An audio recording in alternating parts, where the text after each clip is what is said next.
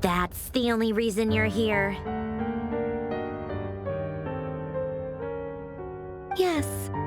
I've thought a lot about it, and I've realized that you, me, and Arlecchino should be friends.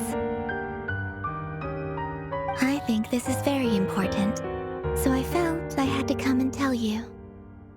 Well, this is a new one. I'm so moved. I can't even hold my teacup. If that's all, you can leave now.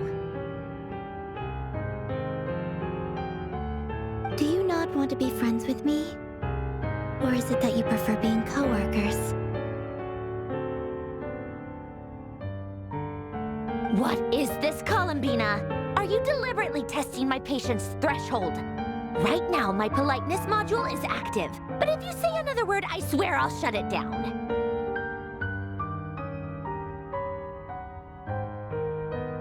If your politeness module was active, wouldn't you say the word please at some point? Polonia, please see Lady Columbina to the door.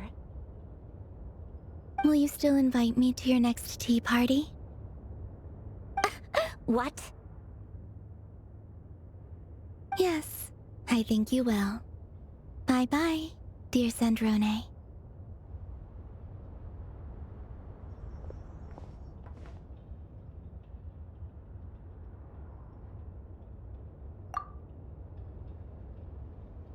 Last time, the Wild Hunt escorted you out. Would you rather I handled it myself this time? We just wanted to, see how you were doing now that it's all over. Why? Out of concern for my safety? I hope you didn't seriously think that the Rayhir of Silnari would be able to lay so much as a finger upon me, given how prepared I was.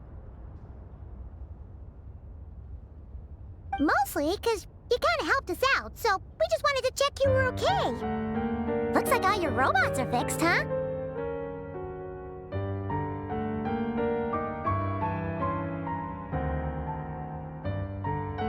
Oh, don't you worry about that. Tea time is already a write-off. The visitor before you managed to kill my appetite. If you're in the mood for tea, go ahead and help yourself. Otherwise, it's going to waste. My coasters are still missing in action, though. Use this notebook instead. Whoa! Pretty hefty notebook. Look at all those calculations. You can ignore those. They're just dumb scribblings. I doodle and write in my free time. Sometimes I remember the distant, dreamlike past. Sometimes I imagine the far-flung future.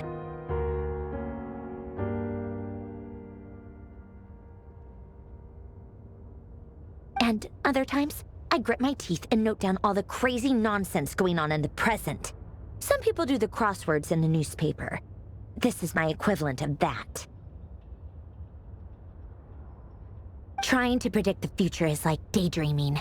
And writing about the present just makes me furious. The past is my favorite. If nothing else, it's already set in stone, so I don't have to rack my brains trying to figure it all out.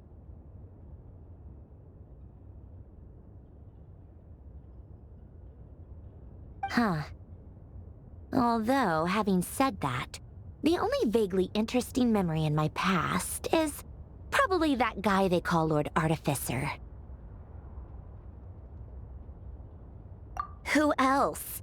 Pretty much all the mecha in Fontaine are his personal handiwork. Wait, are you saying you know him? Like, personally? As a friend? I mean, I guess we were friendly enough.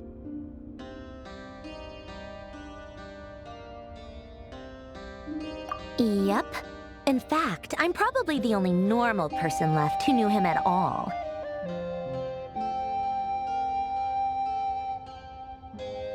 We used to chat occasionally back when he was still around.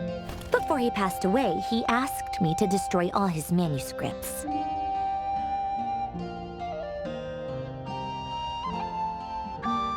I honored his request. But I did read through everything first before destroying them. I mean, I couldn't let the genius of Lord Artificer Alain Guillotin disappear like that. Would have been such a waste. So, that's where the formulas in your notebook are from? I just told you, those are my equivalent of crossword puzzles.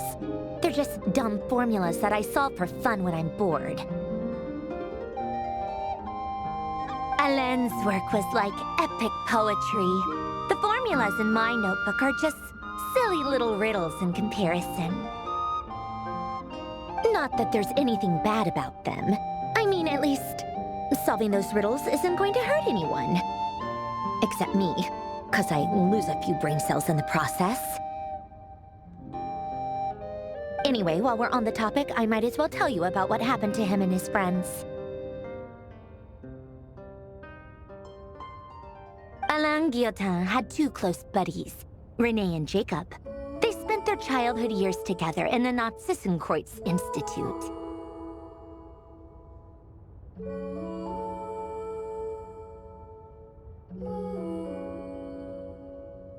They were all quite competitive, so there was some rivalry between them, but it was a friendly rivalry. But beneath the friendship and the rivalry ran something deeper, a sense of nostalgia for the past. Unfortunately, childhood would end, the prophecy would come true, the apocalypse would arrive, and the future would never be.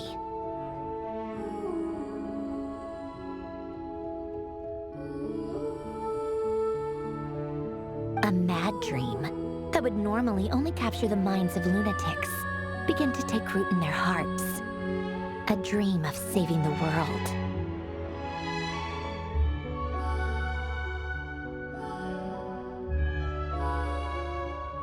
And if Renee and Alain had been people of lesser wits, that dream would probably have ended up as something for them to joke about in their older years.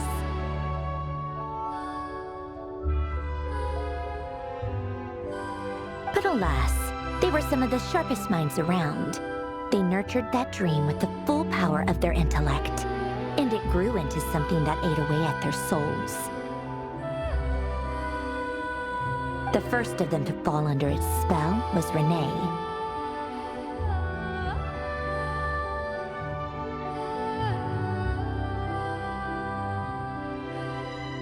Against Alain's wishes, he persisted in experimenting on a mutual friend of theirs to try and save their life. Alain did not approve and parted ways with Renee. It's complicated. Alain wanted to believe that Renee only did what he did for the sake of their friendship. But when he told me about what happened, I could tell he still had some suspicions about Renee's motives. Perhaps the seed that would grow into a nightmare had already sprouted in Renee's mind. Even then. The next time they met, Renee's soul had been completely engulfed by the dream of salvation. His futile attempt to change the tide of fate only resulted in a wave that swallowed up the world, even before the apocalypse came.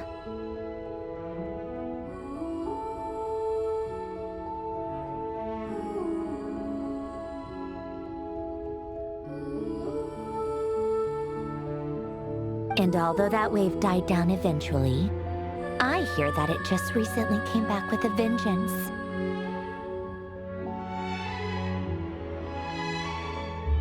As I understand, Renee wanted to live out his dream of salvation once more.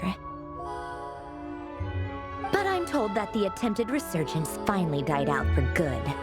At long last, Renee awoke from his deluded dream. Though of course by then it was far too late. What do you think of Renee? Do you admire his transcendent genius? His view that any price was worth paying to achieve the lofty goal of saving the world? Or do you despise him? Dismiss him as an evil madman who wrought havoc on the lives of everyone around him as he pursued his delusional dream?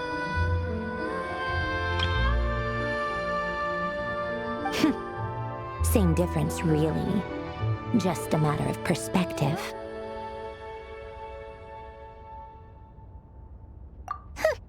Doesn't surprise me. You share one thing in common, after all. You both want to be the savior. The only difference is, your dream came true, and his, well, he wasn't the one who made it come true.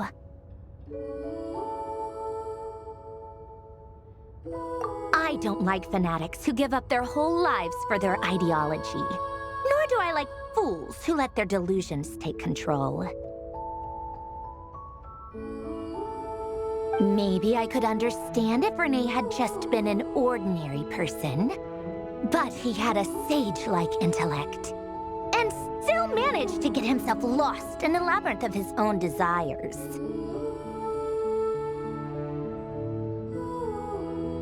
Anyway, that's enough about René. Now, moving on to Alain Guillotin, the Lord Artificer.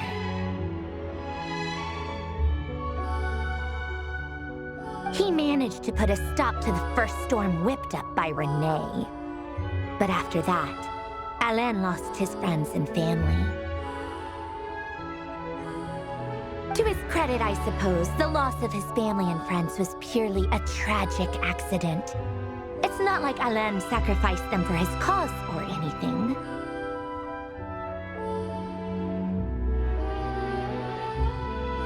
After that, the only thing supporting his work was the same dream that had dragged his closest friend down to the abyss.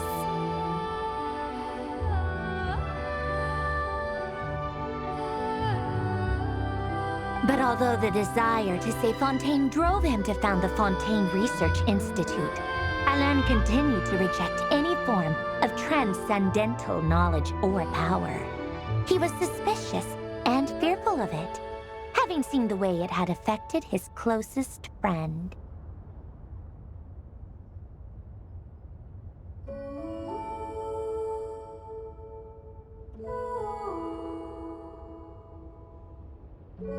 I think that formulas and machines derived solely from human intellect were the only thing that gave him a sense of spiritual comfort. Yet Alain's intellect was simply too great. It barely left him space to breathe in his lifetime. Once he realized that the end of his life was approaching, he finally accepted the truth. The Nazissenkreuz Institute needed someone, and a human being, to see its story through to the end. He quit working on his formulas, trading them in for the fairy tales that had played such a formative role in his childhood, but which he barely touched in his adult life. He told me that the director of the Nazissenkreuz Institute used to read those fairy tales to the children as bedtime stories. Apparently, they worked wonders at sending kids off to sleep. I think that all he wanted at that time in his life was to be able to sleep deeply without being plagued by depression. By that point, nothing else really mattered. At the very end, he laid down to rest in the ruins of the former Nazissenkreuz Institute orphanage, while the Fontaine Research Institute he had founded continued tirelessly with its work.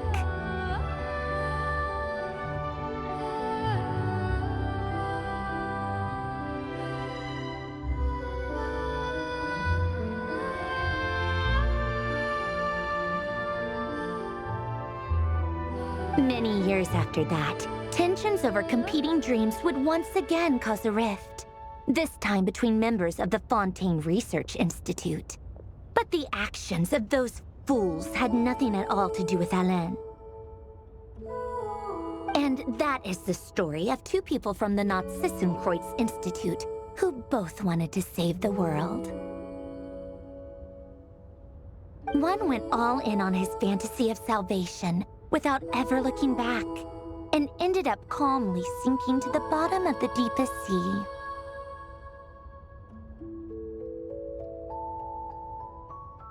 The other sought desperately to burn bright in his life, even though he wasn't sure where he was going. do sometimes wonder, why is it that people like them have such grand hopes of saving the world? Even the grandest tree starts as a tiny seed. So perhaps, for each of them, their mission to save the world began with a very simple desire: to save themselves. They were young children with friends and family who mattered to them, desires to explore the meaning of life, ambitions to have a successful career. They didn't want to see all of that taken away in one fell swoop. Or maybe they just wanted to find something to anchor themselves within the chaos, to stop them getting quietly swept away by the storms of life. But instead, the search for their own salvation took them down the rocky road laid out by fate.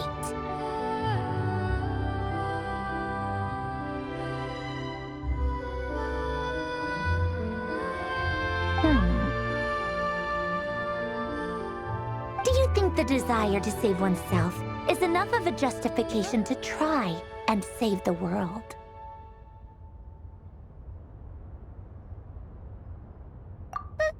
The way you said that sounded just like Alain. I asked him the same question back when he was in his prime, putting all of his energy into his work. He gave the exact same answer as you did. No elaboration, just a quick short answer before getting right back to his work. He was always that way.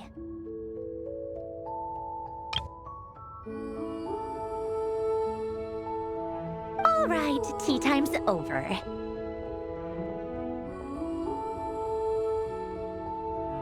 I owe Arlecchino a favor for telling me these stories. I'll have to bring a whole sack of gifts the next time I visit the House of the Hearth. I'm gonna go tinker with Polonia now. You guys can do whatever you want, as long as it doesn't involve interrupting me.